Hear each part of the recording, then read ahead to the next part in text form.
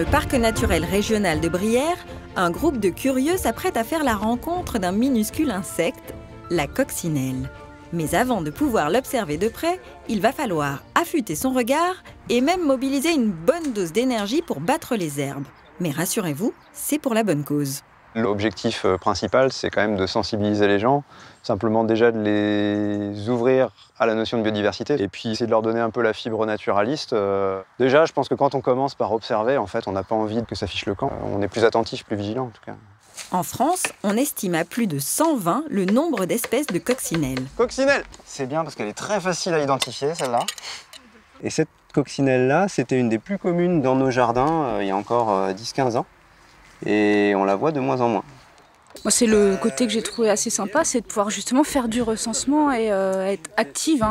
Tout ce petit travail que peuvent faire aussi les individuels permet à grande échelle, sur plusieurs années, à connaître les impacts et l'évolution des espèces. Ces sorties nature participent notamment à l'enrichissement des données sur l'espèce. Et elle est surtout assez rose. Alors, essayez de trouver sur la fiche.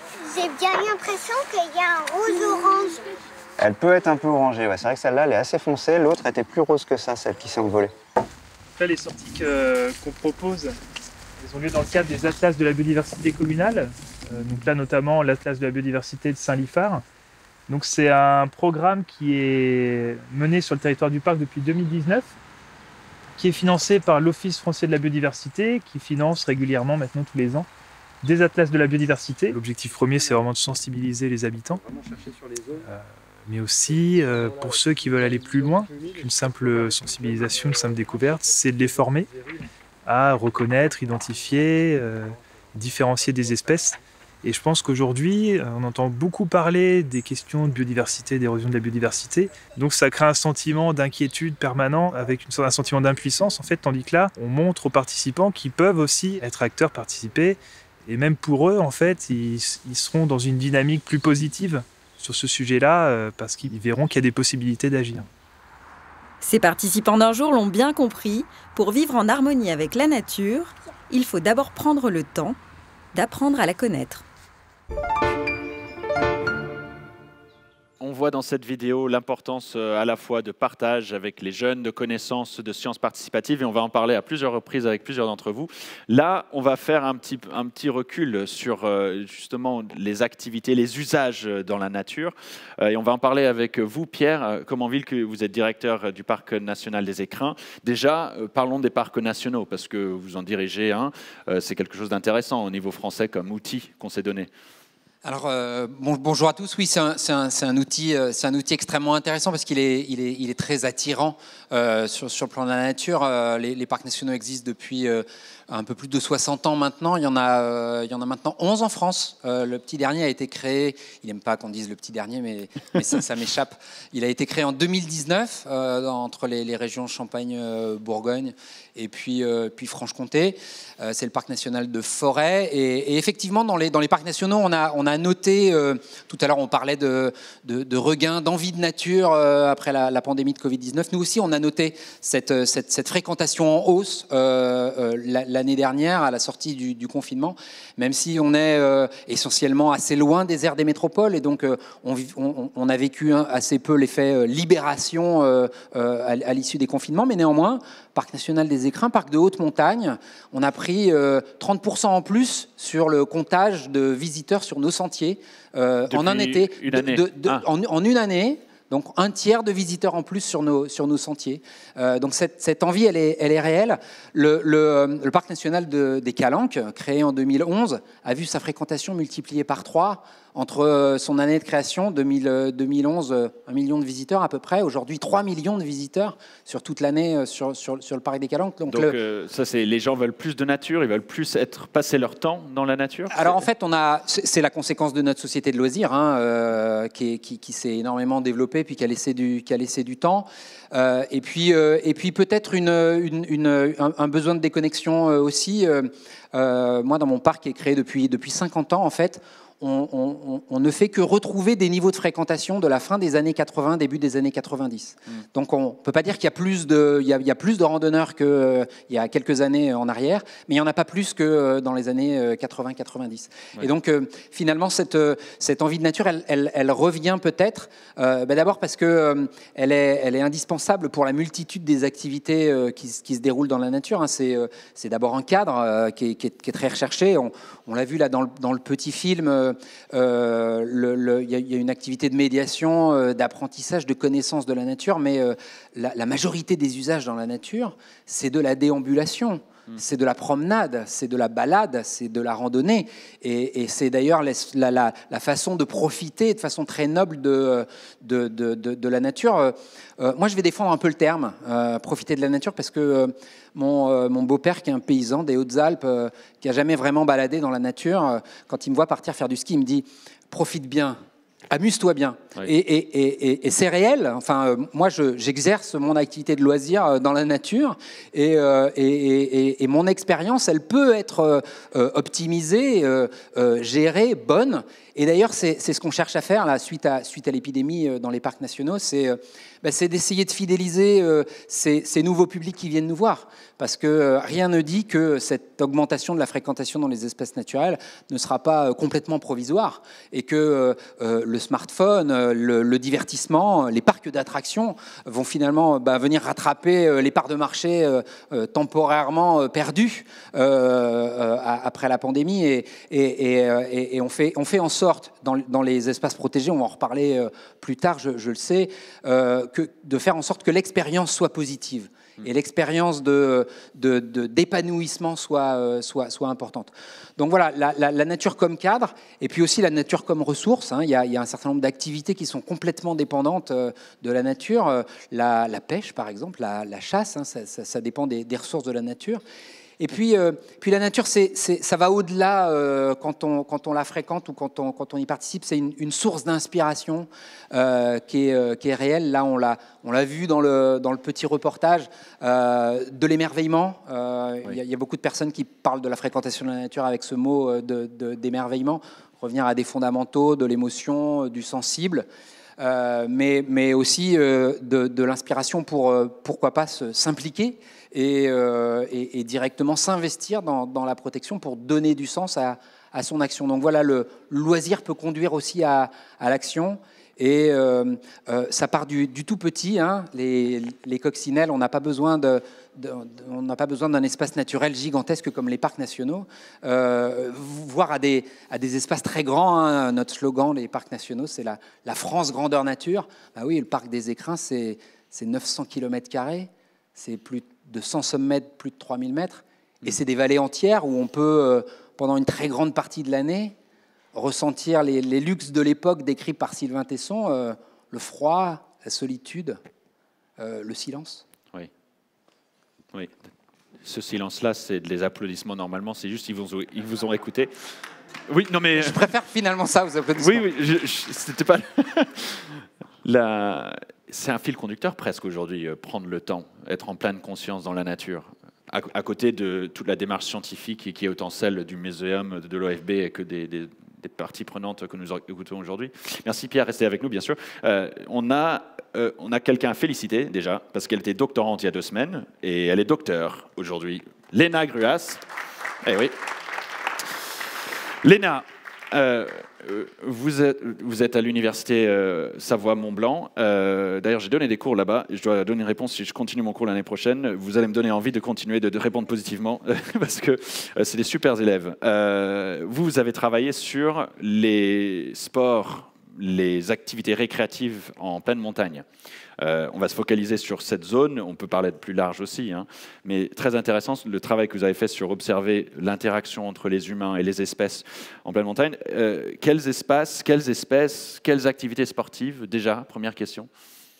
Alors, durant ma thèse, je me suis focalisée sur 4 massifs du nord des Alpes. et sur la coexistence avec les espèces emblématiques de la montagne, comme le bouquetin, le chamois ou le tétralyre. Et l'idée, c'était d'étudier les pratiquants de 4 activités dont je parlerai juste après, et de savoir comment ils vivent leur rapport avec la faune dans le cadre de leur activité récréative, et de comprendre leur perception des impacts qu'ils peuvent avoir sur les animaux. Et les activités que j'ai étudiées, donc, c'est le ski de randonnée et le trail, qui sont 2 activités qui connaissent un boom incomparable ces 20 dernières années. La randonnée pédestre, qui est la première activité sportive en France, et la raquette, qui est la 2e activité hivernale des Français et des Françaises. Alors, on me demande souvent pourquoi ces activités et pas d'autres qui ont aussi un impact sur la faune, comme la chasse ou le ski alpin. C'est surtout parce que moi, je voulais étudier des gens dont le but de l'activité n'est pas de rencontrer un animal sauvage, comme c'est le cas des chasseurs, ou des personnes qui ne sont pas fédérées, ou en tout cas beaucoup moins que, encore une fois, les chasseurs et les chasseuses. Et aussi, je voulais étudier des activités qui se passent hors du milieu aménagé, donc contrairement au ski alpin, par exemple. Est-ce que on a beaucoup échangé aujourd'hui sur les perceptions de notre impact, la mesurer. C'est quoi la perception, justement, quand on est dans la nature, du potentiel dérangement ? En fait, ce qui ressort de mon étude, c'est que la grande majorité des gens, 80% des gens, est tout à fait consciente que leur activité peut avoir un impact sur la faune sauvage. Par contre, quand on leur demande si eux, personnellement, ont dérangé un animal, et là, c'est seulement 25% des gens qui disent que oui. Et en fait, il y a donc un niveau de conscience qui est général, qui est important, et individuel, qui n'est pas très important. Donc, les gens qui pensent qu'ils ont dérangé un animal, c'est souvent ceux qui ont croisé un animal et celui-ci a pris la fuite. Et en fait, c'est totalement humain. Quand on constate un impact de ses propres yeux, on sait qu'on a un impact. Et puis, quand on ne le voit pas, on va avoir tendance à reporter la faute sur quelqu'un d'autre. Donc, ceux qui parlent fort, ou ceux qui s'approchent des animaux, ceux qui les tuent, ou quelqu'un d'autre. Est-ce que ça veut dire que vous constatez s'ils ne sont pas conscients individuellement de l'impact sur la... Est-ce que ça veut dire qu'on est l'impact sur la biodiversité en haute montagne est difficile à réduire? C'est quoi votre constat au fur et à mesure de votre étude? En fait, les impacts des activités récréatives dans la nature sont très nombreux et très variés. Il y a la surfréquentation ou le jet de déchets qui sont des impacts qu'on peut constater très facilement, et d'ailleurs que les pratiquants et pratiquantes déplorent, dans le sens où ils altèrent le milieu, mais aussi l'expérience récréative.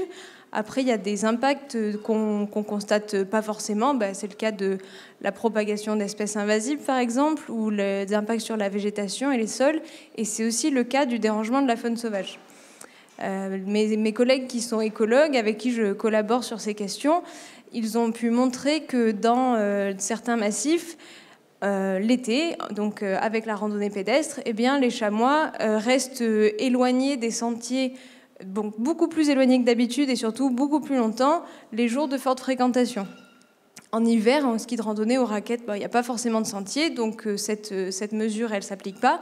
Mais par contre, on a vu que l'hiver, les jours de forte fréquentation, donc le samedi ou le dimanche, les animaux parcourent plus de distance et plus de dénivelé. Donc il y a effectivement un impact qui est constaté. Mais pour être tout à fait honnête, pour l'instant, on n'a pas encore pu voir s'il y avait ou non un impact sur les populations. Mais là, on en revient à une question un peu éthique, finalement. C'est pas parce que notre pratique ne va pas mettre en péril les espèces qu'on doit s'autoriser à faire tout ce qu'on veut dans le milieu naturel. Et donc voilà, il faut quand même prendre conscience de ça. Je reste avec vous. Juste, je veux inviter ceux qui nous suivent en ligne à continuer à poser des questions, à faire des commentaires, parce que je vais encore une fois les transmettre à nos intervenants. Donc, toujours bienvenue aux personnes qui nous suivent sur Internet, sur le site. Est-ce que je peux aussi demander une petite assistance technique, parce que je crois avoir sorti la page de l'écran, donc je ne vois plus les questions qui sont posées, je vois justement des questions sur tout à l'heure. Donc, en toute transparence, si quelqu'un veut bien venir m'aider, merci beaucoup. Est-ce que ça veut dire qu'il y a des outils quand même développés à disposition disposition pour améliorer un petit peu l'impact sur la biodiversité en montagne ou ailleurs? Et quels outils sont développés? Oui, tout à fait. Donc c'est quand même une préoccupation, le dérangement de la faune, qui est assez récente pour les gestionnaires des espaces protégés. Merci Mathieu. Mais depuis 5 ou 10 ans, il y a des mesures qui sont mises en place. Il y a notamment des zones de mise en défense, donc des zones de quiétude pour les animaux dans lesquelles les pratiquants et pratiquantes n'ont pas le droit d'aller. Mais quand même, il y a aussi et surtout de la sensibilisation, puisque c'est principalement là-dessus que vont miser les gestionnaires, puisque le changement des comportements des pratiquants et pratiquantes va surtout passer par la connaissance et la prise de conscience de ces impacts. Donc il y a beaucoup de campagnes de sensibilisation maintenant, et puis il y a aussi des outils, comme un outil qui a été mis en place par la Ligue de protection des oiseaux, qui s'appelle BiodiveSport, et qui va permettre aux pratiquants et pratiquantes, dès le moment de la préparation de leur activité, de connaître les zones dans lesquelles il y a des enjeux, donc des espèces sensibles ou des périodes qui sont plus sensibles que d'autres. Et donc le message passe par les sites comme Visorando ou Camp to Camp, qui sont des sites utilisés au moins dans les Alpes, je ne sais pas trop ailleurs en France, pour préparer sa sortie. Au-delà de ça, il y a quand même des choses qu'on peut faire soi-même en changeant son comportement ou en adaptant son comportement quand on est dans la nature. Donc ne pas parler trop fort, ne pas mettre de la musique, ne pas trop sortir la nuit, tenir son chien en laisse ou rester bien sur les sentiers ou en hiver sur les itinéraires les plus fréquentés. Et les gens acceptent ces pratiques différentes de bon sens évidemment, mais est-ce que vous rencontrez un petit peu de tension quand, peut-être c'était pas vous, et on va en parler justement avec la LPO dans quelques instants, mais les gens acceptent ces pratiques plus vertueuses? Oui, globalement, les personnes qui pratiquent les sports de nature, ce sont des gens qui disent que leur première motivation pour être dans la nature, enfin pour pratiquer ces sports, c'est le contact avec la nature. Par ailleurs, c'est aussi des gens qui réalisent des éco-gestes dans leur vie quotidienne ou qui sont sensibles aux questions environnementales. Et donc c'est là qu'il y a un vrai paradoxe en fait pour ces pratiquants et pratiquantes, c'est que ce sont des personnes conscientes mais qui dans leur activité récréative vont avoir un impact sur le milieu.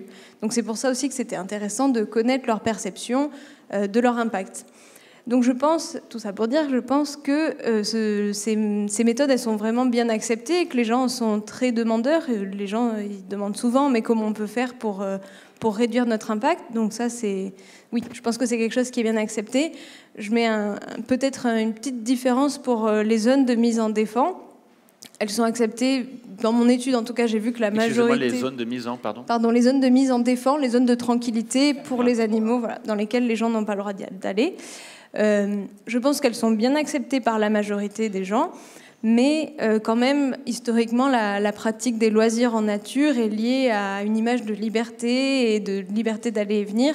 Donc il y a quand même une partie des pratiquants et pratiquantes qui sont un petit peu opposés au concept. Et c'est là que c'est aussi très intéressant. Il y a des gens qui ne sont en théorie pas opposés au concept, mais qui, en ski par exemple, quand ils vont voir un champ de neige poudreuse totalement vierge, vont peut-être se laisser tenter. J'ai jamais été tenté par cela moi-même. C'est bien. Et juste pour finir, on en revient à cette notion d'éthique. Et en fait, ce que je pense, et je pense que vous serez d'accord avec moi, pour préserver la faune et minimiser le dérangement, il faut accepter de réduire son plaisir personnel. Aïe, aïe, aïe, ok. On applaudit Léna sur ça. Quel plaisir de t'avoir avec nous, Léna. En plus, la première femme des deux tables rondes, donc c'est difficile. Non, mais on a amélioré la parité là-dessus. Mais mais c'est important aussi de se dire les choses de manière franche par ailleurs. On a parlé de la LPO. On est en présence de Vincent Licheron. Merci d'être avec nous, directeur de la LPO de la région. Il y a un outil précis que vous avez développé qui s'appelle BiodiveSport. Et vous avez, avec plusieurs gestionnaires, vous avez travaillé sur justement sensibiliser aux bonnes pratiques de sport et d'activités récréatives dans la nature. Comment vous avez fait? N'hésitez pas aussi, même si on connaît tous la LPO, vous pouvez rappeler aussi votre action, hein, n'hésitez pas. Oui, alors effectivement, la LPO qui a une action importante en matière d'expertise, de connaissance de la biodiversité et de sensibilisation, essaye de développer des outils innovants pour essayer d'aller rencontrer de nouveaux publics, essayer d'atteindre de nouveaux publics. Et donc, comme très justement le disait Léna, la LPO France a développé un outil qui s'appelle BiodiveSport. L'intérêt, c'est vraiment d'essayer d'aller chercher les pratiquants au plus près de leur expérience de la nature. Concrètement, ça veut dire qu'on assiste à une individualisation de la pratique du sport. C'est-à-dire que là où avant on pouvait facilement se diriger vers des offices du tourisme, vers des maisons de la nature, eh bien, il y a une volonté vraiment d'aller seul dans la nature avec son téléphone, de suivre soi-même des plans qui sont maintenant trouvables assez facilement. Et donc, tout l'intérêt de cet outil, c'est vraiment d'essayer de faire venir l'enjeu de biodiversité sur les sites internet, sur les applications qui sont de plus en plus utilisées. Et je me permets, parce qu'on en a parlé à plusieurs reprises aujourd'hui, cela ne nuit pas le fait d'inciter à être aussi un petit peu sur le téléphone, à prendre conscience et à profiter de la nature, évidemment. Ça, c'est aussi pour toucher d'autres publics et pour renforcer la qualité de l'information qu'on peut avoir, j'imagine. Est-ce que c'était un débat, d'ailleurs, en interne à la LPO, de développer ce type d'outils? Non, parce que l'idée, c'est vraiment, comme je vous le disais, d'essayer d'aller à la rencontre de tous les publics pour parler de biodiversité. L'idée, c'est pas de faire de la biodiversité une bulle, un moment de pause, mais vraiment de l'intégrer dans un quotidien. La biodiversité, c'est le quotidien. Et donc, c'est aussi le quotidien quand on est dehors, en extérieur, et qu'on pratique un sport. Ce n'est pas incompatible d'avoir un téléphone parce que, eh bien, on voit bien que l'usage fait que le téléphone est de plus en plus utilisé. Donc, c'est un vecteur, c'est un média pour parler de biodiversité et notamment repérer très concrètement des zones protégées, des zones Natura 2000, mais pour repérer aussi très concrètement des espaces qui vont être utilisés par des espèces protégées, qui vont être en tout cas leur milieu. Et l'idée, c'est d'essayer de rendre compatible la présence de l'homme et de la biodiversité en appelant à des gestes et des pratiques, j'allais dire, basiques. J'ai une question, je vais me permettre une question et vous pourrez tous répondre. Je sais que peut-être Christophe Lepine voudra aussi plus tard, mais y a-t-il des projets en cours pour davantage sensibiliser les visiteurs à leur comportement justement dans les sites préservés ?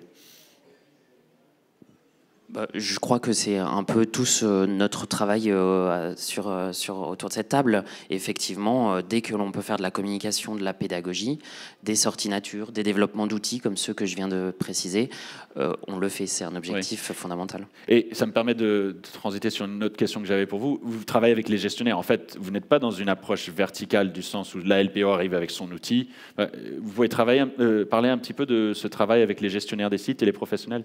Oui, effectivement, tout l'intérêt, c'est de mettre autour de la table tous ceux qui sont concernés par cette pratique du sport et par la volonté de préserver la biodiversité.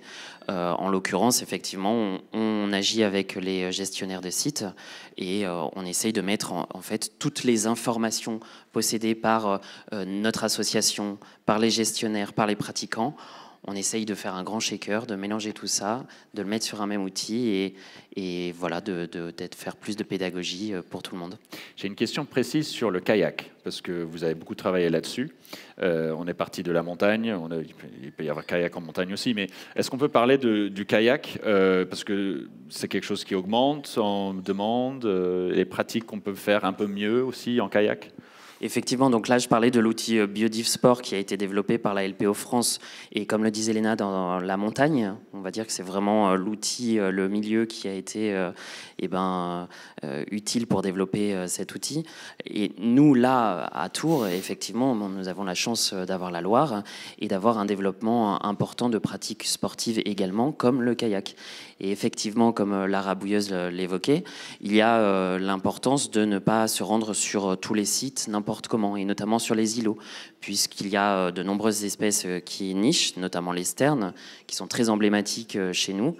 Et l'intérêt, ce n'est pas de faire du bivouac ou se poser en kayak n'importe où, à n'importe quel moment. Il s'avère que la zone privilégiée pour les sternes est aussi une zone qui peut être attirante pour les pratiquants de ce sport. Donc là encore, il y a de la concertation, il y a un dialogue, de l'échange pour qu'on développe de la pédagogie, de la sensibilisation, dire à quel endroit on peut se positionner, à quel endroit on ne peut pas. Il y a aussi des outils juridiques très forts, et je pense notamment à Tours, à l'arrêté préfectoral de protection de la biodiversité, qui est censé être un cadre juridique puissant pour vraiment protéger les espèces et qui permet d'interdire tout dérangement humain. Merci beaucoup, Monsieur Licheron. On peut le remercier aussi de son intervention, même si vous restez avec nous. Christophe Lepine, vous êtes président de la Fédération des conservatoires d'espaces naturels et aussi du Conservatoire d'espaces naturels des Hauts-de-France. Donc on change un petit peu de territoire, on continue à être le plus proche des représentatifs possible aussi, et on s'en félicite. Après avoir rappelé peut-être ce que sont les SEN, vous utilisez cet acronyme?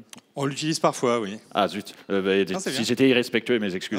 D'accord, on travaille avec le SEN d'Auvergne, c'est pour ça qu'on aime bien, après avoir appelé un petit peu les conservateurs d'espaces naturels, vous avez cette mission de donner envie, de faire aimer, d'abord. Hein, vous avez bien décrit d'ailleurs quand on a échangé ensemble, comment vous faites cela, aimer la nature pour les gens qui viennent dans les conservatoires?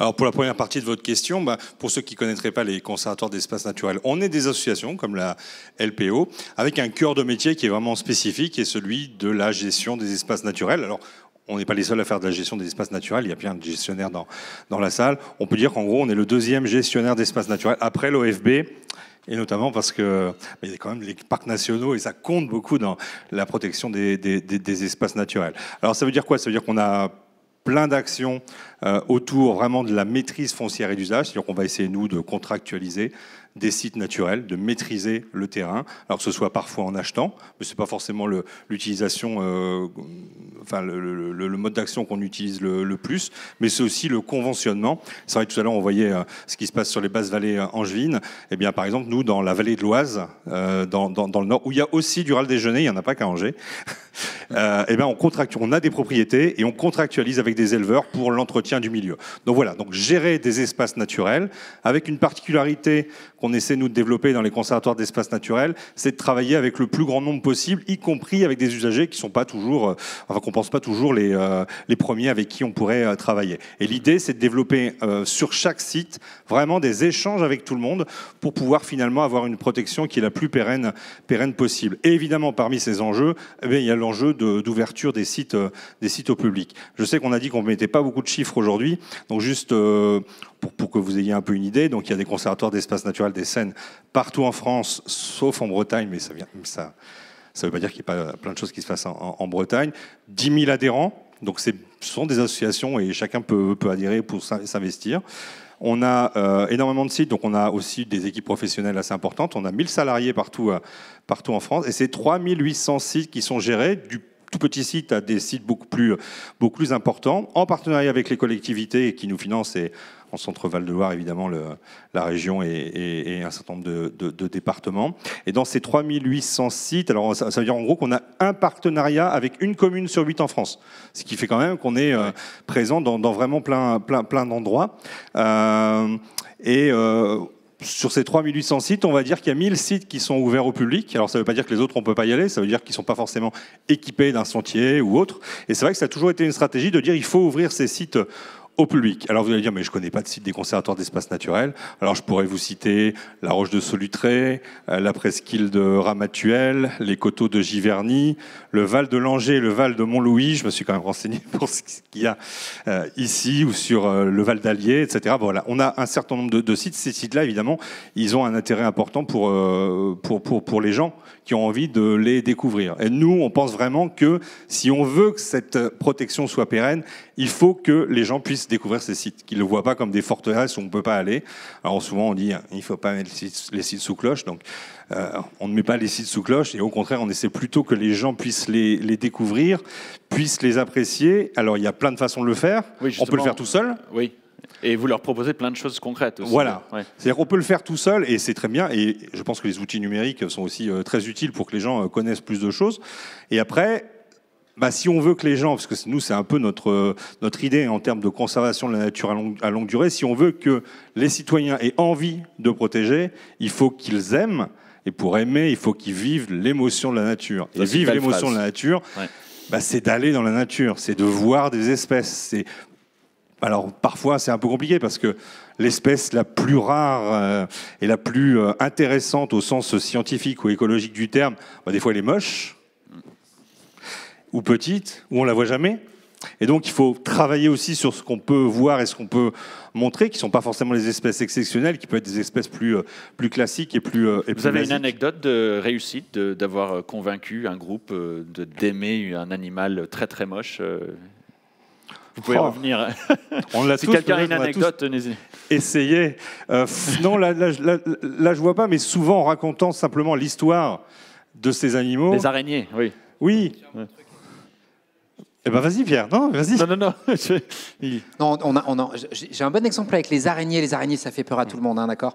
Et je travaillais à ce moment-là au parc national du Mercantour, et on avait monté un projet d'inventaire généralisé de la biodiversité. Une initiative complètement folle de dire on prend un territoire et on essaie d'inventorier tout le vivant, mais tout le vivant. Des microbes aux organismes les plus gros. Et on était tombé sur une araignée vraiment moche. Et il se trouve que c'était la première fois qu'on l'observait, non pas dans le Mercantour, ni même en France, mais dans le monde. Et du coup, il fallait la nommer. Et on l'a nommée du nom de la vallée où on l'a trouvée. Il y a eu une appropriation de la part des habitants de cette vallée, de cette petite araignée, qui est devenue formidable. On l'a trouvée dans les devantures des hôtels, on l'a trouvée sur des brochures d'office de tourisme. Et finalement, quelque chose qui était finalement assez repoussoir est devenu une forme d'emblème. Ouais, c'est un bon et je pense que ça, c'est quelque chose qu'on peut arriver à faire avec toutes les espèces et tous les sites, qui soient des sites exceptionnels ou des sites moins exceptionnels. Parce que justement, nous, il faut qu'on soit en capacité de montrer la magie de la nature, la magie aussi simplement d'un paysage. Des fois, il peut y avoir des espèces pas extraordinaires, mais des paysages qui sont extraordinaires. Ou simplement de faire une balade, de sentir le vent, de se prendre une drache, comme on dit chez moi, et puis après d'aller boire un thé avec des amis et dire « Ah là là, on a vécu un truc extraordinaire ». Et je pense qu'il faut rendre la nature extraordinaire, pas en mode « vous pouvez pas y aller », mais en mode justement, regardez, vous allez découvrir des choses extraordinaires. Et donc, travailler aussi sur la notion d'expérience, finalement, comme d'autres acteurs du tourisme. Après, nous, comme on gère des sites, on travaille aussi sur la façon dont les gens peuvent contribuer à la préservation des espaces naturels. Et ça, c'est aussi quelque chose qu'on arrive à développer parce qu'on a des dispositifs comme les conservateurs bénévoles, ce sont des habitants à côté des sites qui peuvent s'investir, qui peuvent être aussi des gens qui ne sont pas forcément des spécialistes, parce que parfois les gens nous disent « Ah mais oui, mais moi j'y connais rien ». C'est pas grave, par contre, vous pouvez repérer ça ou ça, ou peut-être qu'un panneau est dégradé, prévenez l'équipe salariée. Donc et à chaque fois, on s'aperçoit que là où on a des gens hyper investis, il y a toute une dynamique qui se crée autour du site. Et il y a aussi, et ça je pense que c'est important d'y travailler aussi, le retour d'une certaine fierté des habitants d'avoir cet espace naturel à côté de chez soi. Et moi je suis dans une région où parfois on dit il fait pas beau, il n'y a rien à voir, ce qui n'est pas vrai, venez dans les Hauts-de-France, il y a plein de choses sympas à voir. Mais en tout cas, ça contribue aussi à travailler sur la fierté des habitants d'habiter dans un territoire, sur la qualité de vie aussi, de se dire tiens, moi j'habite dans un territoire où il y a des choses exceptionnelles. Je peux me permettre, parce que les bénévoles dans vos deux structures, que ce soit la LPO ou le SEN, on est d'accord, pas besoin d'être expert pour devenir bénévole chez vous. Non. Numéro 1. Numéro 2, le mieux, c'est d'être d'ailleurs bénévole aux deux, parce que ça ne coûte pas si cher les 2 adhésions, et au moins... C'est même totalement gratuit. Donc, Oui, le bénévolat, c'est gratuit, je parlais. Oui, en plus. Oui, je dis ça pour les personnes qui nous écoutent ou les personnes dans la salle qui souhaitent sortir d'ici avec un programme personnel. Voilà, je vais m'engager, donc je me permets cette publicité favorable à vous. Non, mais c'est très important. Vous travaillez aussi avec les entreprises. Si une entreprise veut faire du team building chez vous, si j'ai bien compris, elle peut aussi venir être dans un espace, vivre cette expérience que vous venez d'écrire. Oui, je vais raconter une autre anecdote aussi. Oui, ça peut être les entreprises. Parfois, ils cherchent des activités. Alors, ça peut être le laser game, le paintball, mais pourquoi pas un chantier nature pour développer des choses. Vous ne faites pas du paintball dans la nature? Non, je parlais d'autres types d'expériences. Mais nous, on offre une expérience autour d'un site naturel où chacun, finalement, va se retrouver pour travailler ensemble. Mais ça marche aussi avec, je sais pas, avec des MJC, avec des assos de quartier. Nous, on organise une fois tous les 2 ans un très gros chantier dans les Hauts-de-France. On essaie vraiment de mobiliser beaucoup de gens. Et la dernière fois, on avait effectivement la société locale de chasse qui venait participer à des broussailles travailler à un endroit, un chantier, une équipe d'insertion qui venait se former, des jeunes lycéens, des parents, des gens de la métropole lilloise qui avaient envie de bouger et de faire des choses.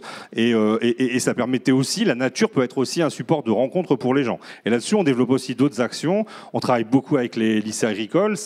Finalement, travailler dans la nature, c'est aussi un support de formation pour eux, donc c'est intéressant. On travaille avec la protection judiciaire de la jeunesse, là depuis peu avec l'agence des TIG, donc à chaque fois la nature peut être un support finalement pour se réconcilier avec la société. Moi j'ai une toute petite anecdote sur un de mes conservateurs bénévoles dont le métier c'est éducateur dans un centre d'éducation, un centre fermé mais vraiment pour des personnes vraiment compliquées. Il est venu à notre assemblée générale en mars pour parler pourquoi il s'était investi sur le bénévolat et il a dit, ça a glacé un peu la salle positivement, mais il a dit moi j'ai des voleurs, des violeurs et des radicalisés. Les remettre dans la nature, ça permet de tout changer.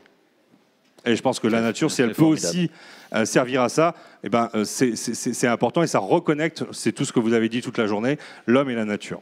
Formidable. On peut remercier Christophe Lepine. Merci à vous et bravo aussi aux scènes. On a plein de questions sur Internet, mais avant, je veux absolument qu'on inclue dans notre discussion Pascal Grisot. On remercie d'être arrivé malgré les retards de train. Donc Pascal, vous êtes président de l'Alliance des activités des sports et loisirs de nature, et vous êtes aussi, depuis pas très longtemps, président de la Fédération française de golf, que vous essayez d'embarquer aussi dans la transition écologique, ou plutôt de renforcer, d'accélérer une transition écologique qui a déjà été engagée. Ça vous parle tout ça, notamment déjà pour l'Alliance des activités sport et de loisirs de nature, qui y a dedans, mais de travailler sur ce respect de la biodiversité au sein de cela? Ouais, c'est vrai que quand on fait une utilisation, quand on utilise la nature, et j'aime pas ce mot-là, on a en premier une responsabilité. Et au départ, quand on a décidé de créer cette alliance, c'était pendant le premier confinement où on voulait sensibiliser le gouvernement sur l'inégalité face à cette terrible pandémie, parce que c'est vrai que le sport, c'est très important, les activités de plein air sont très importantes, ce sont des activités physiques, mais qui ont aussi un impact sur la santé mentale. Et en tout cas, il n'était pas question pour nous de pouvoir demander de pratiquer nos activités tant que les parcs et les jardins étaient fermés. Mais on a considéré en tout cas que les sports qui font partie de l'Alliance ont une densité très très faible en termes d'utilisation. Au golf, c'est 1 personne par hectare. Et donc on n'est pas tous égaux vis-à-vis de cette terrible pandémie. Et il nous paraissait normal de sensibiliser le gouvernement sur une reprise le plus rapide possible pour la santé physique, mais aussi pour la santé mentale de nos concitoyens. Donc vous avez réussi. On a combien de sports dans cette alliance et le gouvernement vous a écouté? Oui, on a eu beaucoup de chance parce que d'abord, à chaque fois, nos sports nos activités ont été déconfinées les premières. Et ensuite, pendant le 3e confinement, la plupart n'ont pas été confinés. Donc oui, on a été pris en considération, mais aussi parce qu'on a démontré que lors des 2 premiers confinements, quand on a été déconfiné, il y avait une véritable responsabilité de tous les pratiquants et que tous les protocoles sanitaires qui avaient été acceptés par notre ministère de tutelle avaient été parfaitement respectés et qu'il n'y avait pas eu de problématiques liées à ces déconfinements peut-être un peu plus rapides que pour d'autres activités. Oui, parce que vous avez reconnu peut-être qu'il y avait une crainte de circulation du virus ou qu'il y aurait des risques. Et au contraire, vous avez réussi à montrer ou rassurer là-dessus. Non, au contraire, le contact avec la nature, on en a encore besoin et d'autant plus aujourd'hui. Non, mais c'est vrai que ce qui s'est passé à l'occasion de cette Covid, c'est évidemment pour le gouvernement, il y avait d'autres choses peut-être à s'occuper que les problématiques des activités de plein air. Mais il nous est paru important, comme je l'ai dit, d'arriver à les sensibiliser parce qu'on n'est pas tous égaux. Et c'est vrai que souvent, quand l'État s'occupe de quelque chose, il faut forcément une égalité. Mais malheureusement ou heureusement, on n'est pas tous égaux devant cette maladie. Il y a des sports qui sont des sports collectifs, il y a des sports qui sont des sports de contact, et on ne peut pas traiter un sport collectif et un sport de contact comme un sport individuel de plein air. C'est tout simplement une question de bon sens. Et c'est vrai que dans cette alliance dont j'ai l'honneur d'être le président, il y a plus de 10 millions de personnes qui les pratiquent, oui. Et donc, moi, j'ai une responsabilité vis-à-vis de ces personnes-là. Est-ce qu'on peut parler justement du golf, parce que c'est le sport que peut-être vous connaissez le mieux. Là, il y a clairement quelque chose que peut-être le grand public va découvrir dans les années à venir. Il y a de la biodiversité sur les golfs. Il y a des pratiques que vous essayez de faire évoluer. Et ça fait depuis un certain temps que vous le faites. Alors c'est vrai que ça fait depuis très longtemps. Il y a une commission environnement à la fédération depuis la fin des années 80. Mais depuis 2007, on a entrepris un partenariat avec le Muséum d'histoire naturelle, puisque la fédération est propriétaire de son propre golf, un peu comme Roland Garros avec le tennis. Et donc en 2007, on a décidé de se rapprocher du Muséum d'histoire naturelle pour d'abord faire un inventaire de la biodiversité sur le parcours de golf. C'était la première étape qui nous paraissait la plus importante, parce que d'abord, faire reconnaître, c'est évident, mais peut-être que pour les non-golfeurs, ça l'était moins, mais en tout cas, reconnaître qu'il y avait de la biodiversité sur un parcours de golf. Ensuite, pouvoir arriver, une fois qu'on l'avait inventorié, à peut-être mieux la protéger, par des gestes qui peuvent être des gestes très simples. Et puis, une fois qu'on l'a inventorié, une fois qu'on essaye de la protéger, on peut aussi la développer. Et ce partenariat avec le Muséum d'histoire naturelle a été extrêmement important, parce qu'aujourd'hui, sur 700 golfs, on a déjà plus de 150 golfs qui se sont inscrits dans cette labellisation qui a été créée avec le Muséum d'histoire naturelle, où donc on a la possibilité d'être un label bronze, un label argent et ensuite un label or.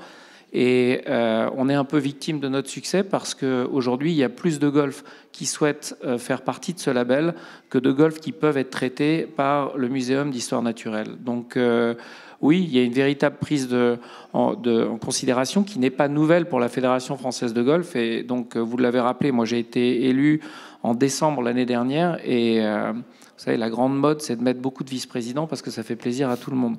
À la Fédération française de golf, il n'y a que 2 vice-présidents, un vice-président en charge du développement et une vice-présidente en charge de la transition écologique. Et personnellement, j'ai gardé le sport. Donc il y a une véritable motivation pour être encore plus responsable de cette nature que forcément on a beaucoup de plaisir à utiliser.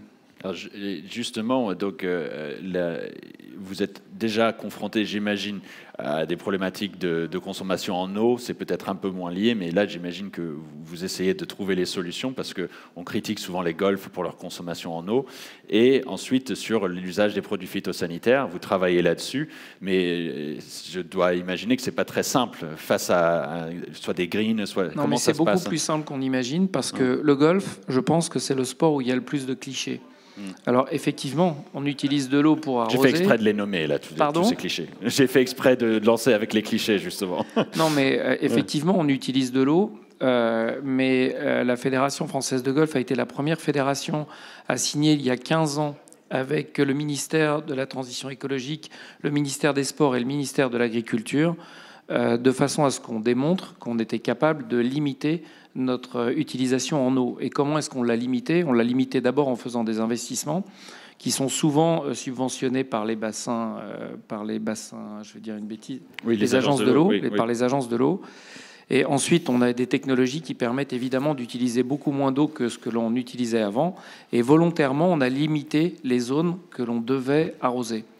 Vous savez, quand vous regardez les premiers à avoir reconstruit des golfs, ce sont les îles britanniques. Et quand vous voyez des photos des îles britanniques et des parcours ou sur lesquels peuvent se jouer de très grandes compétitions, vous voyez parfois que les parcours ne sont pas arrosés. Et pourquoi ces parcours ne sont pas arrosés ? Tout simplement parce qu'au départ, ils ont été construits sur des zones qui permettaient, notamment des zones plutôt sablonneuses, qui permettaient, d'avoir moins besoin d'arroser, et moins besoin en drainage, c'était du drainage naturel. Donc quand on choisit le bon endroit pour construire un golf, on peut encore plus limiter la consommation d'eau. Ensuite, pour les produits phytosanitaires, il y a un sénateur qui s'appelle le sénateur Labbé qui a porté une loi qui interdira l'utilisation des produits phytosanitaires en 2025. Et à titre personnel, et c'est mon travail que d'arriver à convaincre les adhérents de ma fédération, je trouve que c'est une fantastique opportunité. C'est-à-dire que oui, c'est certain, je pense que dans le monde, on utilise trop de produits phytosanitaires. Encore un cliché pour le golf, parce que je ne veux absolument pas opposer le golf, qui est un sport et un loisir, à l'agriculture dont on a besoin pour se nourrir. Mais les pourcentages qui sont utilisés en produits phytosanitaires sur les golfs par rapport à l'agriculture sont des infimes décimales, c'est du 0,01%. Donc ceux qui pensent qu'ils vont tout régler en interdisant aux golfeurs d'utiliser des produits phytosanitaires, je pense qu'ils se trompent de débat. Mais à titre personnel, je suis persuadé qu'il faut utiliser moins de produits phytosanitaires. Et c'est pour ça qu'à partir de 2025, on ne pourra plus utiliser de produits phytosanitaires que pour certaines maladies que l'on n'arrive pas à traiter autre qu'avec ces produits. Mais justement, en refaisant des opérations mécaniques, en s'occupant beaucoup plus de la racine et moins de la fleur, c'est ce qu'on voit à l'extérieur. Et pendant des années, on a mis des produits phytosanitaires qui nourrissent la fleur, mais qui ne nourrissent pas la racine. Et quand vous avez une maladie qui arrive sur la fleur, si vous avez une racine qui est une racine forte, eh bien, elle arrivera à résister beaucoup plus facilement à la maladie. Et donc, nous, notre travail, c'est aujourd'hui d'arriver à réimplanter ces opérations mécaniques et effectivement pour arriver à un objectif qui est un objectif vertueux, mais je pense qu'il est vertueux pas uniquement pour le golf, mais pour tous les sports qui utilisent, parce qu'il y a tous les sports de gazon sportif qui utilisent des produits phytosanitaires, eh bien d'arriver à un zéro phyto, et c'est notre objectif à la Fédération française de golf. Vous allez vous avez déjà en partie répondu à la question qui est posée sur Internet ici, mais et qui provoque, je pense par exprès, le golf est un gouffre dévastateur pour la biodiversité, artificialisation des sols, consommation d'eau et utilisation de produits phyto. Quels sont les travaux de l'Alliance des sports nature à ce sujet, ou alors de la FFG? Moi, je peux répondre juste un truc, parce qu'on a effectivement une convention, mais peut-être qu'il faut la réactiver, parce que je ne sais pas si le président est au courant, entre la Fédération française de golf et les conservateurs d'espaces naturels. Et on a plein d'exemples où effectivement, alors évidemment que le green, c'est peut-être pas le plus varié en biodiversité, mais par contre, souvent, les golfs sont dans des espaces naturels assez exceptionnels. Nous, on travaille sur le golf de Morfontaine dans l'Oise, je pense que vous connaissez, parce qu'il a... C'est le vôtre. C'est vrai, on ne s'est pas vu depuis longtemps. Mais je suis membre et je suis le vice-président du golf, oui. Donc, comme vous le savez, on est dans le sud de l'Oise. C'est pas préparé. Hein. Non, c'est pas préparé. C'est bien que vous veniez à Tours pour réaliser ça. Et effectivement, c'est un site de lande exceptionnel, un peu style Fontainebleau, vous voyez, hein, chêne, lande, calune, pelouse sur sable, c'est un site exceptionnel. Et il est toujours exceptionnel. Et nous, on a aidé le golf, on lui a fait des préconisations pour justement mieux entretenir la biodiversité. Et puis, on a fait une petite plaquette qui présente toutes les espèces super sympas, etc. Mais je vous en redonnerai une. Voilà. Et pour faire en plus tout le... Boucler la boucle, c'est ça que je cherchais sur Internet, je n'étais pas en train de ne pas écouter, mais par exemple, on a travaillé en 2020 avec la LPO sur l'ABC de Mont-Saint-Aignan, qui devait contribuer à aider le golf de Mont-Saint-Aignan à avoir le label bronze. Voilà, c'est ça. Donc, quoi, on peut arriver à s'entendre et à faire des choses ensemble. Mais en tout cas, moi, je suis à disposition. Évidemment, je connais toutes les critiques qui sont faites là, et parfois, sur certains golfs et dans certains pays, ces critiques sont valables. Maintenant, effectivement, l'objectif, c'est pas de vouloir se focaliser sur quelques exceptions pour en faire des généralités. C'est pas le cas du golf. Et moi, je suis prêt à débattre avec beaucoup de personnes. Et aujourd'hui, vous avez le président de l'OFB. Et je pense pas que le Muséum d'histoire naturelle, depuis 2007, servirait de prétexte à la Fédération française de golf. S'il pensait que son action n'était pas une action qui était bonne dans l'intérêt général, je ne pense pas que le Muséum d'histoire naturelle servirait de prétexte aux golfeurs. Le golf, est-ce qu'il peut aussi préserver une biodiversité dans des zones urbanisées? Je sais que ça, c'est un sujet qui peut être... Mais vous savez, le mieux, c'est de regarder les photos aériennes. Alors maintenant, c'est fantastique. Avec Google, vous avez des satellites qui passent toutes les 2 secondes au-dessus de la Terre. Donc, vous regardez, par exemple, une ville comme Biarritz, extrêmement urbanisé. Le golf a été construit depuis plus de 100 ans et vous voyez un poumon vert au milieu de la ville. Il ne faut pas me raconter que s'il n'y avait pas eu le golf, il n'y aurait pas d'urbanisation. Un deuxième exemple, le golf de Mandelieu-la-Napoule, au milieu de Cannes. Ce sont des zones qui sont extrêmement urbanisées, avec des complexes qui ont été construits au fil des années. Vous avez un terrain sur lequel vous retrouvez des pins parasols centenaires. Encore une fois, il ne faut pas me raconter que s'il n'y avait pas eu le golf, il n'y aurait pas des immeubles qui auraient été construits comme ça a été construit dans tout le reste. Et des exemples comme ça, je peux vous en donner une centaine sur 700 golfs. Par contre, c'est sûr qu'il y a certainement des golfs qui n'ont pas été construits dans des zones où il aurait fallu construire des golfs. Et aujourd'hui, la fédération ne donne pas son agrément quand un golf veut s'installer dans une zone où on sait qu'on va avoir des difficultés pour pouvoir arroser, ou des zones où il va falloir artificialiser la surface, parce qu'effectivement, il vaut mieux rester sur des terrains naturels. Effectivement, je voulais ajouter, comme le CED, qu'on participe localement à faire ces inventaires de la biodiversité pour que ces golfs puissent obtenir ces labels. Mais ce que je voulais dire, c'est qu'on est des partenaires exigeants. C'est-à-dire que quand on fait ce travail-là, on s'assure que les conditions soient vraiment toutes respectées pour obtenir les labels. Mais ça veut dire aussi que dans la durée, on est là pour faire de la préconisation et puis pour alerter si des pratiques vont à l'encontre de ses propres préconisations. Donc on accompagne, mais vraiment ce qui est important, c'est de dire aussi qu'un bon partenariat, c'est un partenariat aussi qui permet de dire quand les choses ne vont pas, et je pense que nos structures font ça régulièrement. Merci de cette précision. Je veux inviter sur scène notre directeur général de l'Office français de la biodiversité, parce que je veux qu'on aborde un sujet qui est important, mais plutôt dans l'approche usage et conflit d'usage, qui est la chasse, parce que la chasse aussi fait partie des activités récréatives. Je vais vous passer ce tabouret, justement, Pierre Dubreuil, comme ça vous n'êtes pas... et j'ai encore quelques questions aussi des internautes, je vous en prie, sans rentrer dans un débat qui peut prendre très très longtemps. On aurait pu faire juste un débat sur la chasse aujourd'hui, mais en termes de conflit d'usage, est-ce qu'il y a un travail assez intéressant qui est mené sur cohabitation entre activités sportives, randonnée, chasse et évidemment préservation de la biodiversité? Le rôle de l'OFB, c'est de favoriser la conciliation de tous les usagers de la nature. Alors, par différentes manières. En effet, on n'est pas là pour parler de la chasse, mais puisqu'on parle du terme profiter de la nature, qui moi me convient moins qu'à Pierre Cominville, parce que profiter de la nature, vous savez, il y a quelqu'un qui, à l'OFB, il s'appelle Pierre Benedetti, c'est un Corse, qui est une de nos figures à l'OFB, qui dit « la nature, ça ne se consomme pas ».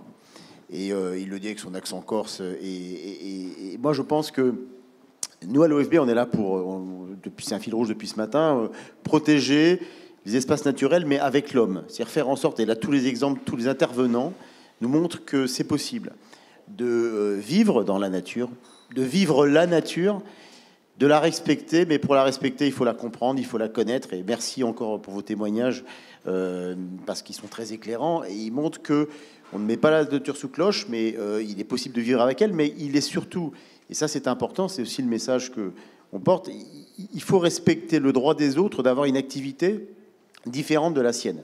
C'est-à-dire qu'il y a une telle pression des activités, notamment sportives, dans la nature, que le fait de mettre des zones en défense, ça permet de respecter par moment, parce qu'on est les zones en défense, elles peuvent évoluer, elles ne sont pas tout le temps au même moment.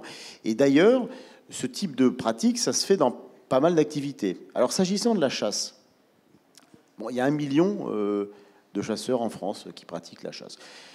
C'est une activité de loisir. Je dis en passant que l'OFB, c'est l'établissement qui est issu aussi de l'Office national de la chasse et de la faune sauvage. Nous sommes chargés de la police de la chasse et nous sommes aussi chargés de délivrer le permis de chasser. Donc, on a un lien avec le monde cynégétique qui est une activité utile à la biodiversité dès lors qu'elle est pratiquée conformément à l'intérêt de la nature. Tout à l'heure, le vice-président de la région qui nous accueille évoquait la relation entre la forêt et l'équilibre en fait entre le gibier et la forêt. Bon. C'est une question compliquée qui fait partie des questions qui pourraient d'ailleurs être l'objet d'un débat assez approfondi. La forêt en France se porte plutôt mal. C'est un espace, alors il y a des forêts domaniales, des forêts publiques et des forêts privées. Et dans ces forêts-là, il y a des activités cynégétiques. Est-ce que les gens savent, par exemple, pour reprendre l'ancienne de ce matin, est-ce que les gens savent vraiment ce qui se passe dans les espaces naturels? Est-ce que les gens savent, par exemple, que les dégâts de grand gibier coûtent chaque année 70 millions et que ces dégâts de gibier sont payés notamment par les agriculteurs et par les fédérations de chasse, par les chasseurs plutôt, par les agriculteurs, c'est eux qui les subissent, par les fédérations de chasse qui ne régulent pas assez finalement ce grand gibier qui cause des dégâts aux exploitations agricoles et qui cause des dégâts à la forêt qui ne se régénèrent pas non plus parce que, l'exemple que vous citiez tout à l'heure est tout à fait juste, ici comme ailleurs, parce qu'il y a un excès de grand gibier. Donc, comment on fait par rapport à ça? Moi, je ne suis pas là pour donner des leçons à personne et pour prendre position dans un débat. Je suis représentant d'un établissement public. Mais il faut, je pense, que ces problématiques, chacun s'les approprie, qu'on puisse se mettre autour de la table les chasseurs qui ont une utilité pour la régulation de ces populations de grand gibier, par exemple, et la régénération des forêts, que ça se fasse en conciliation des usages aussi avec les promeneurs, parce que dans les forêts, il y a des gens qui veulent se promener, donc il y a des débats actuellement sur les jours sans chasse. Alors, je vois que ce sont des débats passionnels, et on n'est pas là pour avoir ce débat-là. Mais ces sujets-là sont des sujets très importants d'usage de la nature, de conciliation des différents usagers de la nature, en respectant les usages de chacun, mais en voyant les limites que les uns ont par rapport aux autres. Si je pose la question de l'équilibre forêt-gibier et de celle de la fréquentation des forêts par les usagers, parce que je crois que c'est un sujet qu'il faudra qu'on aborde si on veut pouvoir comprendre pourquoi chacun peut et doit pratiquer son activité tout en respectant celle des autres. Voilà, je mets juste ce débat sur la table parce que voilà, ce million de pratiquants que sont les chasseurs ont besoin d'exister aussi et ont besoin aussi d'être tirés vers le haut dans cette pratique de la nature, au-delà des postures, si j'ose dire. Voilà. Tout à fait. Ça me permet de vous demander s'il y a des postures qui sont prises aussi sur les réseaux sociaux ou plutôt sur l'application. Question simple, mais que je trouve intéressante, comment on gère les comportements des personnes dans la nature? J'ai une deuxième question, je me permets comme ça. Est-ce qu'il faudrait faire payer les usagers de la nature sa protection? Donc j'imagine que c'est un petit peu, il y a sûrement des mécanismes déjà qui existent, mais voilà, 2 questions pour l'ensemble du panel. N'hésitez pas, je vous en prie Pierre, je sais que... Ouais, allez-y. Oui, peut-être pour prolonger, c'est vrai que cette impression que l'accès à la nature est libre et gratuit, il est très profondément ancré dans l'esprit de nos concitoyens. Et c'est vrai, c'est l'accès, et c'est pas le fait de pouvoir prélever les ressources, profiter des ressources. Hein, là, c'est effectivement to make profit. Hein, ça c'est pas gratuit. Et ça, c'est pas libre. C'est réglementé. Et il y a à l'Office français de la biodiversité, dans les parcs nationaux, dans les gestionnaires, des agents de terrain dont le métier est justement de sensibiliser et faire sentir que si l'accès de façon globale est libre et gratuit, parfois il y a quelques restrictions, parfois il y a quelques contraintes auxquelles il faut prendre conscience. Et les agents de l'Office français de la biodiversité sont particulièrement précieux en dehors des espaces protégés. Dans les espaces protégés, on a des gestionnaires, on est ancré sur nos territoires, on a une connaissance et on vient facilement nous voir. À l'extérieur des espaces protégés, et il y a aussi 70% de notre pays, si on prend que le terrestre, sur lequel il n'y a pas d'espace protégé, pas de gestionnaire, et ben c'est les agents de l'Office qui font la sensibilisation, qui font le respect des tailles de prélèvement, qui font aussi le respect des réglementations de sécurité à la chasse. Pour moi, un des grands leviers de la conciliation des usages des chasseurs, c'est le respect de tous les actes de sécurisation de la pratique. Et les agents de l'Office sont mobilisés sur le terrain pendant la période de chasse pour faire de la pédagogie sur les outils et les réglementations de sécurité, et puis pour les faire respecter. Moi, j'ai une petite anecdote pour finir. Et pour montrer qu'on est d'abord sur ces questions qui ne sont pas simples, Léna l'a dit tout à l'heure, faire comprendre à un grimpeur, un gars qui fait de la varap, qui fait de l'escalade, qu'il a un impact sur la biodiversité, c'est très compliqué. La première réaction de ce grimpeur, c'est de dire « Attendez, il y a des carrières qui bouffent les falaises, elles ont de l'impact, moi, je n'ai pas d'impact. » Et néanmoins, on le sait, hein, la répétition, la concentration dans le temps et dans l'espace de ces pratiques-là, oui, bien sûr, ça a un effet négatif sur la biodiversité. Moi, j'ai des collègues de l'Office français de la biodiversité dans mon département. Ils faisaient une patrouille, ils sont tombés sur une corde qui passait, et puis elle passait clairement devant le nid de faucon cresserelle qu'ils avaient repéré la semaine d'avant. Alors, ils ont laissé un petit mot au bas de la corde parce qu'elle était juste là, il n'y avait pas le grimpeur. un petit mot en disant là, il y a un truc dont il faut faire gaffe. Ils sont repassés alors, au retour, il n'y avait plus la corde, il n'y avait plus le panneau. Et puis ils sont repassés la semaine d'après, il y avait la corde et le grimpeur à cet endroit-là. Alors qu'est-ce qu'ils ont fait? Ils ont interpellé le grimpeur, ils ont eu une première réaction, puis ça s'est fini par une amende. Parce que quand même, là, il y avait eu le premier coup de sensibilisation qui avait été donné. Et j'aime bien cette histoire-là parce qu'elle montre qu'il y a toute une progression de la réaction que nous, on doit avoir et notre utilité en tant qu'organisme public, elle se cristallise vraiment là. Et toute cette progression entre d'abord le message de sensibilisation.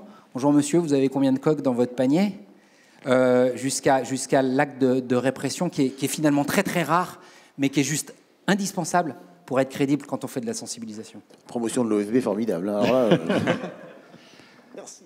Je vous en prie, Christophe Lepine. Et juste après, on a une petite vidéo pour terminer qui illustre bien le propos de là tout de suite. On parle là de sujets vraiment importants et de fond pour l'avenir des espaces naturels et de ce qu'on fait dans les espaces naturels. D'abord, les gens. Oui, c'est bien de mettre des panneaux pédagogiques ou des panneaux d'interdiction. Mais c'est vrai que ça marche quand même mieux quand on a des humains qui vont à la fois peut-être faire de la prévention ou sanctionner, mais aussi faire vivre cette émotion de la nature dont on parlait. Parce que ça marche quand même vachement mieux quand on a des gens. Et donc les gens, ça coûte de l'argent. Donc ça aussi, ça veut dire qu'il faut des moyens. Et on en revient toujours sur cette histoire de moyens. Et après, effectivement, quand on va dans un parc d'attractions, on paye 50 € pour aller à Disneyland ou machin, etc. Quand on va au spectacle au Louvre-Lens, on paye. Alors pour le coup, Louvre-Lens, l'exposition générale est gratuite. Mais bon, quand on va dans un musée, il faut quand même souvent payer. Quand on va à plein d'endroits, faut payer. Dans la nature, il ne faut pas payer, effectivement. Il ne faut pas payer pour pratiquer ce loisir qui est de découvrir les espaces naturels. Il y a d'autres loisirs qui se passent dans les espaces naturels sur lesquels il faut forcément payer. Donc il faut forcément être adhérent de structures pour pratiquer un certain loisir. Et je ne veux pas stigmatiser, c'est juste un fait. Mais résultat, évidemment que c'est facile après de dire qu'on a 1 600 000 par exemple d'adhérents, parce qu'on est obligé pour pratiquer sa pratique d'être adhérent. Ce n'est pas une critique, pas du tout, c'est un fait. En revanche, nous, les gestionnaires d'espaces naturels, on n'a pas ça. On doit ouvrir gratuitement nos sites. Et donc, on nous dit, vous ne comptez pas beaucoup dans votre association, vous avez, je ne sais pas combien, 40 000 ici, 10 000 là-bas, etc. Mais on a, moi, dans mes sites, 6 millions de gens qui viennent visiter et qui pensent que c'est gratuit. Donc là, il y a un truc en termes de financement. Je ne sais pas s'il faut une taxe, ça revient régulièrement sur une taxe sur aller sur les espaces naturels, etc. Mais il y a un truc compliqué. Et donc, de fait, les gens pensent que c'est tout à fait normal. Donc, moi, sur un certain nombre de sites, j'ai régulièrement des visites guidées sur des sites de la Première Guerre mondiale qui sont en fait des espaces naturels que nous on gère. Puis quand on demande aux gens, mais vous êtes là, vous êtes qui? Mais les gens disent, mais on fait ce qu'on veut, on est dans la nature. On a un trail qui passe dans notre site, on ne l'a pas demandé. On ne sait pas non plus. On a un tournage de film ou je sais pas, de spectacle qui se fait sur le site naturel. On n'a pas demandé l'autorisation. Est-ce qu'on ferait la même chose effectivement? Est-ce que les gens, ils entrent comme ça au musée du Louvre ou au musée d'Orsay pour dire, tiens, je vais aller filmer un truc là, puis tiens, je vais traverser en courant, etc. Donc il y a aussi une culture que ça appartient à tous et les gens ne voient pas non plus que ça a besoin aussi d'argent pour fonctionner. Et si on a de l'argent, on pourra avoir des humains et les humains ils pourront faire de la prévention, ils pourront faire de la sanction et ils pourront aider à s'approprier la nature et faire vivre l'émotion de la nature. Mais ça c'est une vraie question. Absolument. On a parlé de plusieurs activités de loisirs et récréatives, sportives. On n'a pas parlé de la pêche. En revanche, on a une très très bonne petite vidéo justement sur la pêche et sur comment des personnes s'impliquent dans la préservation de la nature à travers la pêche de loisirs. À la Baule, on peut lancer cette vidéo pour ensuite engager un petit peu la conclusion de cette table ronde. Sur la plage de la Baule, les apprentis pêcheurs à pied sont de sortie. La marée basse a laissé place à un paradis pour les amateurs de moules, huîtres, palourdes et autres coquillages. Mais ne s'improvise pas pêcheur qui veut. Les agents de l'OFB et des affaires maritimes veillent. Là, les coques, ça c'est un peu petit pour les coques. Donc aujourd'hui, là, on fait de contrôle des pêcheurs à pied sur la commune de la Baule. On vérifie que les gens respectent bien les tailles des coquillages. Donc aujourd'hui, globalement, c'est bien respecté. Donc on s'en tient à de la prévention et de l'information. Ces tailles ont été mises en place réglementairement afin de laisser aux espèces l'occasion de proliférer, de se reproduire, de grandir pour que la ressource soit préservée sur le site. Vous allez refaire le tri avec ça, vous voyez? Ouais. Tout ce qui est trop petit, vous allez les remettre sur les serrans, d'accord? Là, vous les avez trouvés, d'accord? Il y a autre chose, madame, c'est que dans les outils de pêche autorisés, celui-ci n'est pas autorisé. Aucun. Aucun des deux. Les outils auxquels vous avez droit, autorisés, sont décrits. D'accord. On n'avait pas le petit carton, enfin on n'avait pas de repère et pour moi ce que je ramassais correspondait au format autorisé. C'est aussi une piqûre de rappel pour que chacun puisse respecter l'environnement. On compte sur vous, messieurs, dames, vous allez remettre la pêche non réglementaire. Pas de souci. Allez, bonne journée. La leçon semble être retenue. Les agents font preuve de pédagogie et s'appuient sur des outils d'information simples pour sensibiliser, mais surtout rendre autonomes les usagers dans les espaces naturels. Alors c'est certain qu'il y a un engouement pour la nature et ses usages. Le ramassage des coquillages, c'est un usage de la nature. C'est une ressource qui est disponible, qui est importante, qui est abondante, qui est pour autant qui peut être fragile. Et bien évidemment, il faut se tenir au courant, il faut s'informer. Notre enjeu à nous, c'est aussi de préserver des habitats. C'est important d'user de la nature, mais de le faire en sécurité. Une pêche réglementaire, c'est l'objectif à atteindre. Alors pêcher, oui, mais en adoptant les bonnes pratiques.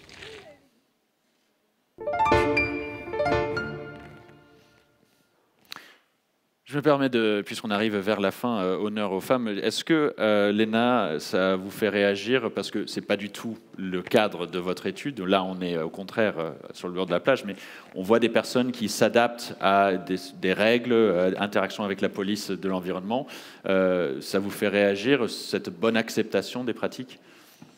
Oui, comme je l'ai dit, je pense que la plupart des pratiquants et pratiquantes en montagne ont une assez bonne acceptation des mesures de gestion.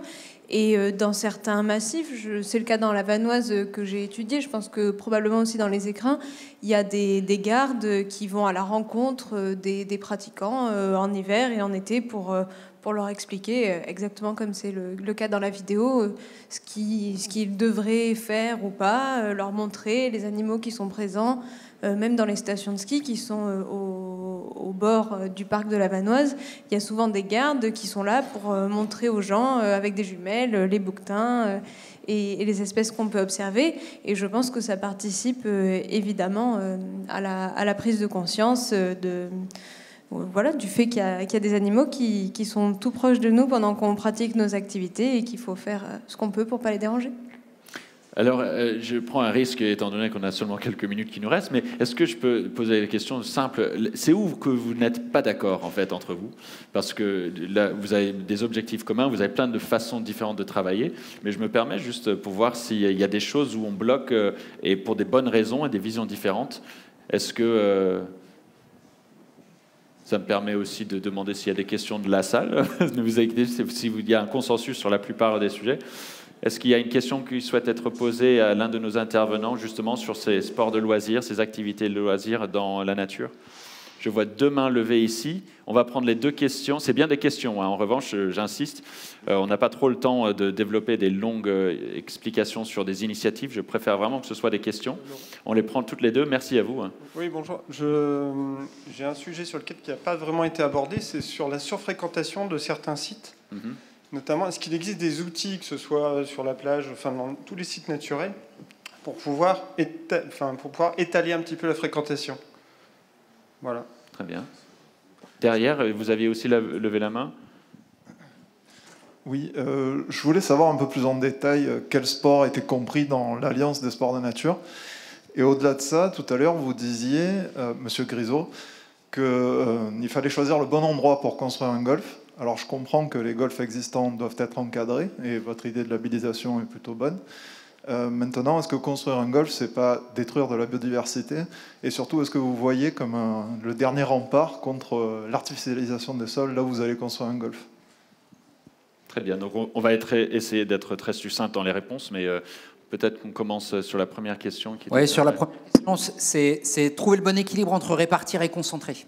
Mes collègues du Parc national de Port-Cros, ils ont mis en œuvre cette année pour la première fois, après un travail de plus de 30 ans de partenariat avec les opérateurs locaux, un quota d'accès à l'île de Porquerolles. Voilà, c'est 8000 par jour, pas plus. Il y avait des pics à 12, il y avait des moments où on était à 6 ou à 5. Là, c'est 8000 au maximum, et c'est comme ça. Et donc ça c'est Ça, c'est concentré quelque part. Et puis ensuite, répartir, on travaille tous à ça dans nos sites. Si pour le Parc national des Écrins, on s'évertue à entretenir 750 km de sentiers, c'est pour que sur ces sentiers-là se dispersent un maximum de personnes. Et si, pour arriver à gérer un site victime de son succès, on essaie de trouver, dans la vallée juste à côté, le site de délestage, sur lequel on fait de la pub sur Instagram. Parce que nous, ce qui nous a beaucoup desservi à l'issue du confinement, c'est la photo Instagram de la super cascade des Écrins. Et tout le monde s'est retrouvé à cet endroit-là au même moment. Et là, effectivement, on peut parler de surfréquentation. Donc, vous voyez, il y a des leviers quotas, aujourd'hui pas très utilisés en France, mais ça commence et c'est très bien, ça montre une évolution des esprits. Et puis il y a des quotas, il y a des leviers communication qui sont très forts. Il y a le réflexe reptilien de dire oh là là, il y a trop de gens, donc on n'en parle plus, on interdit, etc. Ça marche pas vraiment, parce que les gens ils vont quand même y aller. Avec le risque, vu que les gestionnaires d'espace naturel ne vont pas en parler, les gens viennent quand même et ils n'auront même pas de message, etc. Donc j'en reviens quand même à l'idée que quand il y a des humains, c'est quand même plus simple pour expliquer.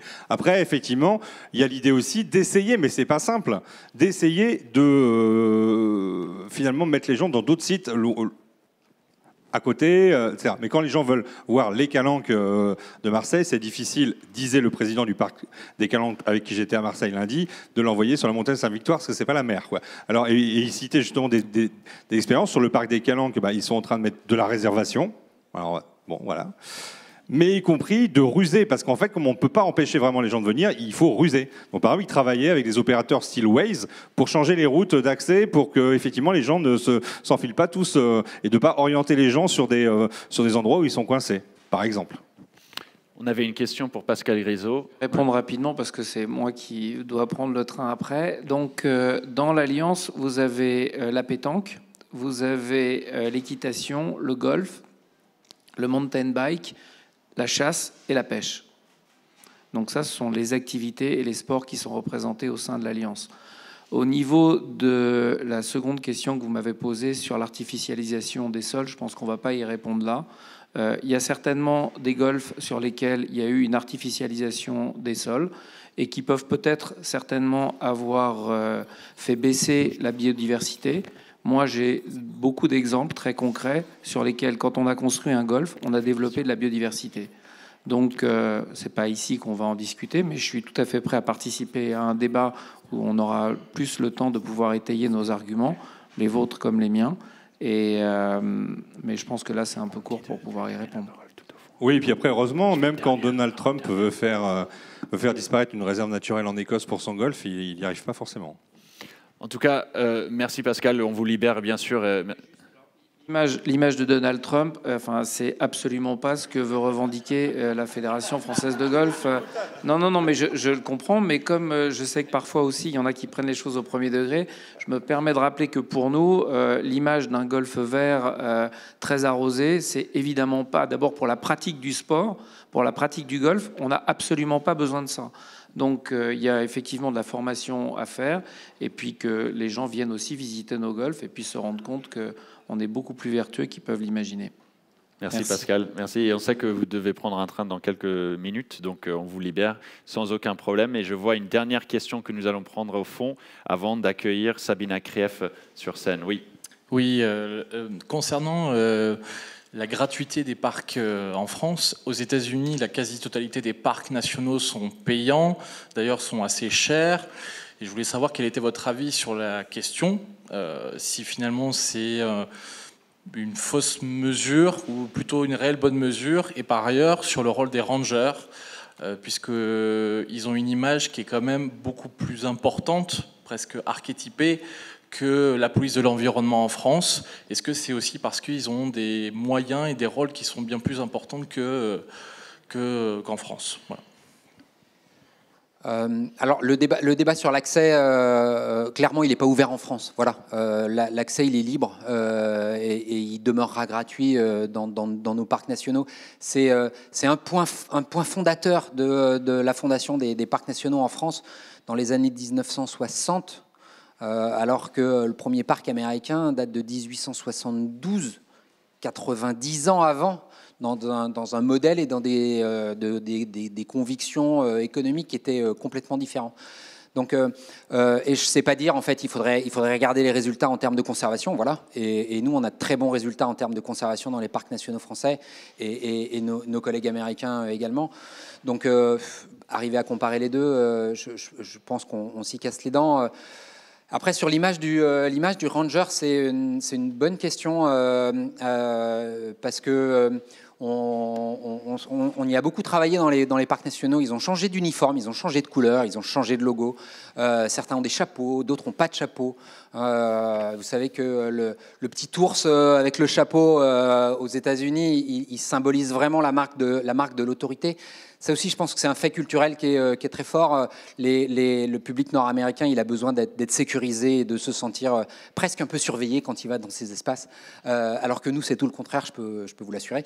Donc, je pense qu'il faut qu'on soit vraiment visible et puis il faut qu'on ait un abord positif. Moi, j'ai la chance de travailler avec des gens qui sont hyper professionnels de la relation humaine, de l'explication, de la médiation, et qui vous donnent envie vraiment de revenir, de vous poser, de sortir de votre culture, et puis qui sont des puits de science. Je suis parfois obligé de demander à mes gardes bon, pas comme les avocats, hein, mais de regarder la montre quand ils commencent à expliquer des trucs à des visiteurs, parce que il y a 11 millions de visiteurs dans les parcs nationaux. Il y a 800 agents, 600 agents de terrain. Vous voyez, l'expérience de chaque visiteur avec un garde, elle est pas évidente, quoi. Voilà. Merci Pierre Comenville et merci à vous 4, merci à vous 6 qui étiez sur scène.